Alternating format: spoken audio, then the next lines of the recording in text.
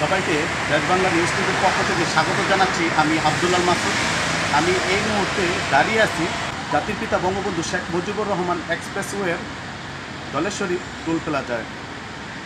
এই স্থান দিয়ে আপনারা জানেন যে দক্ষিণবঙ্গের 21 জেলার মানুষ কিন্তু এই সড়কটি ব্যবহার করে থাকে, কিন্তু কয়েকদিন ধরে শিক্ষার্থীদের কোটা সংস্কার আন্দোলনের কারণে এই সড়কটি কিন্তু একেবারে শুনশান নীরবতা পালন করছে।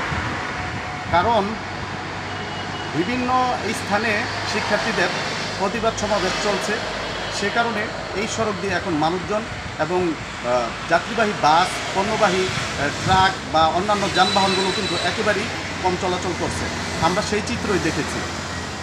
এছাড়া যদি আমরা আপনাদের আরেকটু বলি যে আমাদের যেই বঙ্গবন্ধু এক্সপ্রেসওয়ের শাখা দুটি সড়ক রয়েছে, সেই শাখা সড়ক দিয়েও কিন্তু আমরা গাড়ি চলাচল খুবই কম দেখেছি।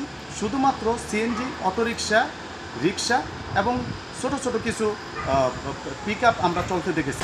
এছাড়া যদি আপনাদের আরেকটু বলে রাখি যে যেহেতু এই এক্সপ্রেসওয়ে দিয়ে দক্ষিণবঙ্গের 21 জেলার মানুষ চলাচল করে থাকে, সেক্ষেত্রে কিন্তু আমরা দূরপাল্লার গাড়ি এবং পণ্যবাহী গাড়ি কিন্তু আমরা চলাচল করতে দেখিনি এবং আমাদের চোখও তেমন একটা পড়েনি।